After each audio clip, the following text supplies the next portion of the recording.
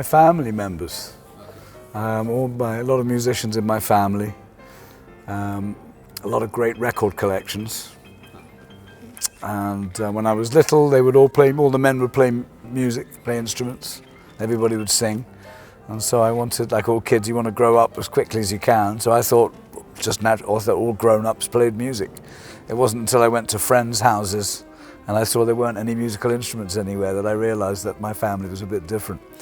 So my uncle lived in New Orleans in the late 60s and early 70s and came back just with great stories and 2 suitcases full of records. And I got a very good education in New Orleans rhythm and blues.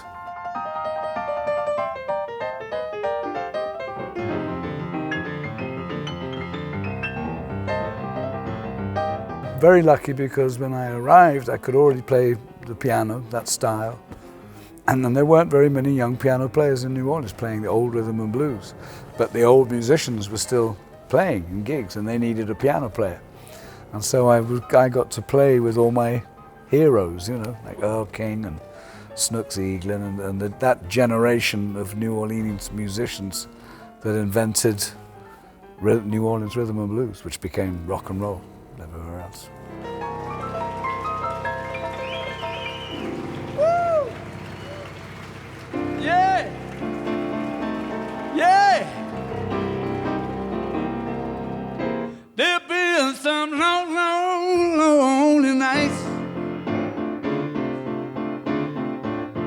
Ah, baby, yeah. Well, the jazz festivals are wonderful in that they provide people around the world with an opportunity to hear different aspects of not just jazz, but all the musical styles, you know, in one place at one time.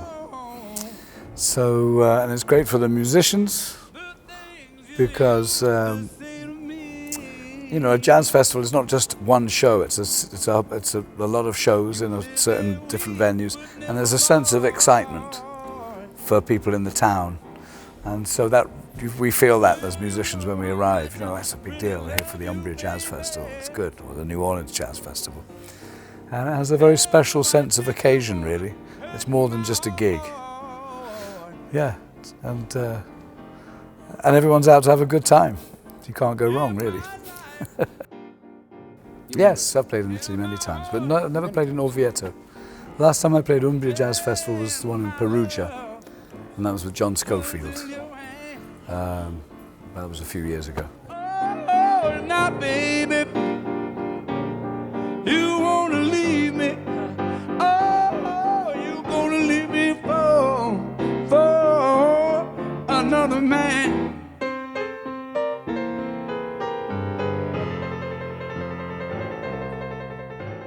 Well, I don't. It's gonna be New Orleans rhythm and blues. Some of my songs, some old songs that perhaps people haven't heard before. Some songs that were written by old friends of mine, some of whom are not with us any longer. There's a whole songbook from New Orleans of really great tunes, and the way you keep that music alive is to play them and then bring your own personal set of musical values to an old song, and then it becomes new again. And so that's how you keep the music alive, and that's how the tradition is handed down, so that young musicians come up like me who can hear old musicians playing songs that they learned when they were young, and that's how it gets handed down, and that's how it carries on. And you know, in not just New Orleans, but in all aspects of the arts, really. So it's very important, I think, to play some of the old songs. But it's very important to write new songs too, because that way you then introduce some of what you do, some of your innate sensibilities. You bring that and you can present it, and maybe people like them, maybe people don't like them. You never know. But you hope that, or sometimes it's the case, that some of the songs you write will make an impact or an impression on a young person in the audience.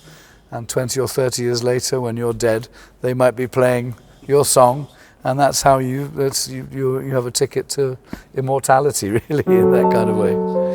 But it's basically New Orleans rhythm and blues, to answer your question. So you have lots of stuff like that.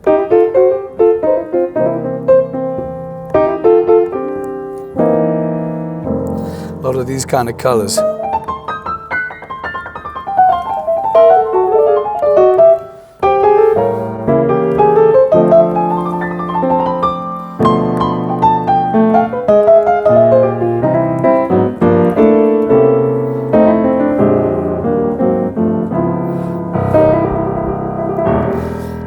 And it's old influences from sometimes from 200 years ago, and then sometimes new aspects of the funk that they play in the streets now. So it's a piano is the perfect tool to demonstrate the whole family of different New Orleans musical styles. And it could take, I could be here all night playing that, but we have 50 minutes or 60 minutes tonight, so I'm going to try and cram some in. Yeah, my life and my heart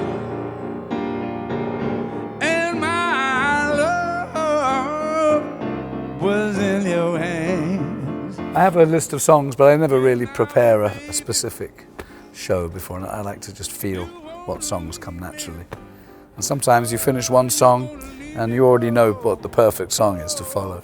And the next night it might be a different song, because it depends on the audience or the room or the sound. Baby, when you know you're gonna hurt me so. On that particular tour, no, I don't really, because we played a different country every day. You know, it was all a big blur at the end of it. But I do remember being in a beautiful opera house like this, and really feeling all the spirits in the room. Yeah, it's an incredible place to play. Yeah.